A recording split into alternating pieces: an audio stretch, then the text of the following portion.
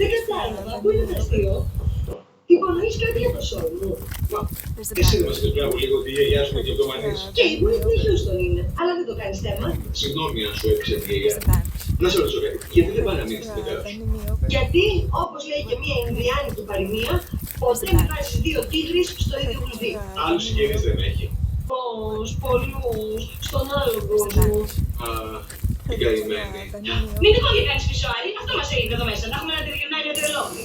Α, ναι, συμφωνώ κι εγώ, μας φτάνει μία. Παρόλο που θα κάνετε πολύ ωραίο σετ. Εντάξει μωρέ, μην ανησυχείτε. Σκέφτηκα τι θα την κάνω. Θα την πάω στο Ρεβενιζέλος και θα την αφήσω να τριγυρνάει. Κι αν είναι τυχερή, μπορεί να τη φορτώσουν στις αποσκευές να κάνει και κανένα ταξιδάκι. Εντάξει, φτάνει το μέλλον. Θα της κλείσω ένα ωραίο δωμάτιο στο Μεγάλη Βρετανία. Σαν βασίλισσα θα την έχουν εκεί. Ευχαριστούμε πάρα πολύ, αλλά δεν έχουμε την ανάγκη σας. Δεν είμαι καμία τουρίστρια να την πετάξω στα ξενοδοχεία. Ένα σπίτι θέλει. Και να σου πω και κάτι. Θα έκανε πάρα πολύ καλό στα παιδιά να μείνουν λίγες μέρες με τη γιαγιά τους. Καθόλου τρελάνεις. Δεν είναι η γιαγιά τους. Αυτό να τους το πεις εσύ.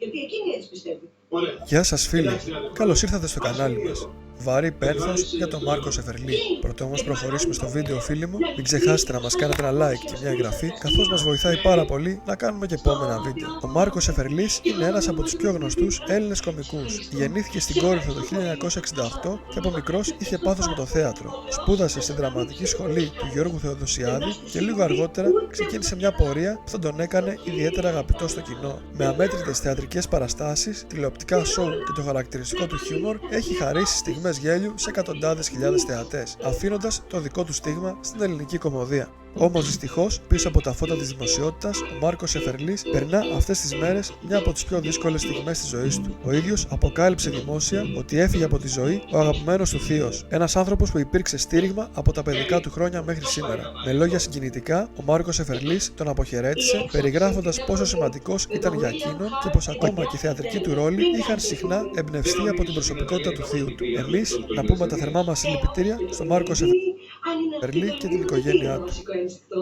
Θυμάσαι τη σκηνή με τον καρυδοθράφστη? Παοκόφτης ήτανε. Welcome to DoNotAge.org, where our mission is to help extend healthy lifespan for as many people as possible. We are committed to ensure that you live a healthier life for longer. As we age, our bodies go through changes. Αλήθεια. Το κοιτάξω να μπαίνει. Ποιος σου είπε ότι μπήκε? Να! Τι πας να κάνει? Άφησέ τους. Για δες τι κάνω. Δες και πες μου ακριβώς τι κάνω. Τίποτα καλέ. Να, βλέπω τα χεράκια τους. 1, 2, 3. Ναι. Να το και το τέταρτο. Να το και το τέταρτο. Μα καλά, τι της λέει τόση ώρα? Μπορεί να την αποχαιρετά. Τόσες ώρες. Ούτε φαντάρος να φεύγε. Last night I dreamt of San Pedro. Just like I never gone, I knew the song.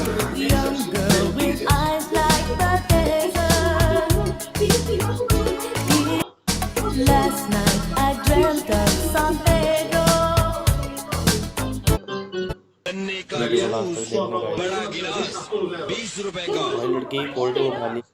Έτσι νομίζεις?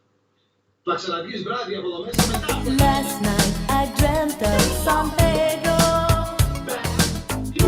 Just like I never. Βγάλεις τη γλώσσα. Δεν με καταλαβαίνεις καθόλου. Πατέρας είμαι. Ανησυχώ για την κόρη μου. Θα μπορούσες τουλάχιστον να με υπερασπιστείς λιγάκι. Εγώ, έτσι όπως τα έκανες δεν μπορεί να σε υπερασπιστεί ούτε ο Ρεχουρέσος.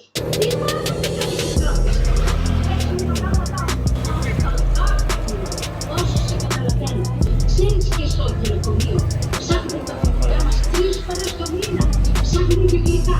Βλέπεις, είμαστε όλοι πολιτικοί. Πάμε πάλι να τα πούμε. Δεν τρέπεστε. Θα το κρατήσετε μπροστά στην παιδιά. Ο Νίκος, 26 ετών, εργαζόταν σε ένα γραφείο στην ήσυχη Κομμόπολη της Καρδίτσας. Ήταν ένας νεαρός άνδρας με ανοιχτόχρωμα μάτια, κοντά σκούρα μαλλιά και αθλητική σιλουέτα που μαρτυρούσε τις ώρες που αφιέρωνε στο γυμναστήριο. Η ανάγκη του τώρα ήταν ξεκάθαρη, έπρεπε να φτιάξει ένα κομψό κοστούμι για τον γάμο του αδελφού του, που θα γινόταν στην Αθήνα. Στη γειτονιά του, όλοι μιλούσαν με θαυμασμό για τη ράφτρα κυρία Ελένη, η οποία είχε το μικρό της εργαστήριο στο ισόγειο ενός παλιού Η μάνα μου να πέφτει κάτω δίθεν από έφραγμα. Ο πατέρας μου να κατεβάζει την καραμπίνα. Εγώ να ορδιάζω και οι γείτονες να φωνάζουν στην αστυνομία και να μας πηγαίνουν εκεί τους 3 στο αυτόφορο. Εμείς το δικό μου το σπίτι δεν θα το κρατήσουμε ποτέ. Βέβαια τα παίρνουμε όλα μέσα μας και πεθαίνουμε νεότεροι. Καλημέρα. Καλημέρα. Διονύση, ένα τσάι.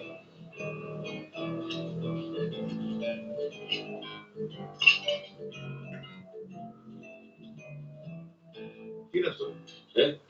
Η γιαγιά είπε να κάνουμε οικονομία.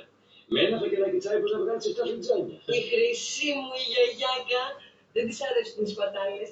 Αφού να σκεφτείς το φαγητό δεν το πετάει άμα δεν πιάσει μουχλιά. Μούτρα είναι αυτά. Μη σε δει έτσι, Ναταλία. Αν εγώ τολμούσα να μιλήσω στον πατέρα μου όπως μίλησε αυτή, τώρα θα με έχει κλειδαβαρώσει το υπόγειο. Ιησούς Χριστός, πώς ζούμε, ξεκόλα από το παρελθόν. Μα να τολμήσει να μου πει ότι με μισεί.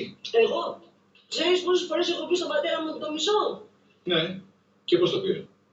Δεν ακούει, είναι βαρύκος. Του το έλεγα και ψηφιστά.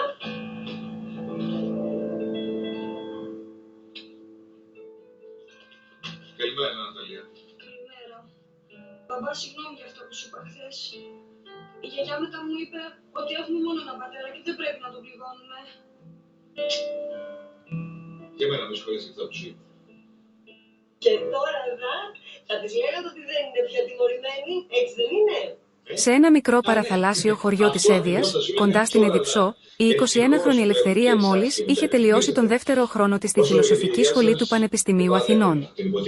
Ήταν κουρασμένη, με μια εσωτερική άδεια που ήθελε να ξεφύγει από τον ασφικτικό κόσμο της πόλης και της οικογενειακής πίεσης. Έχει ωραία μερούλα σήμερα. Όταν η κολλητή της, η Νίκη, την Να πάω μια εκδρομούλα με το Χριστάκι. Μπρε κοριτσάκι μου, τώρα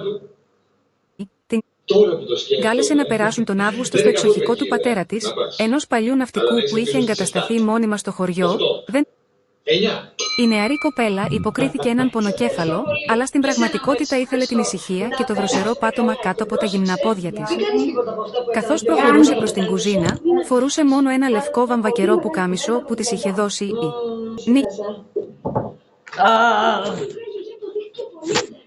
Μου έδωσε 100 ευρώ για να αγοράσω το Κοράνι.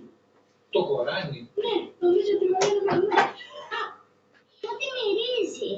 Τρώγε και μην μιλάς. Σαν κάτι να καίγεται.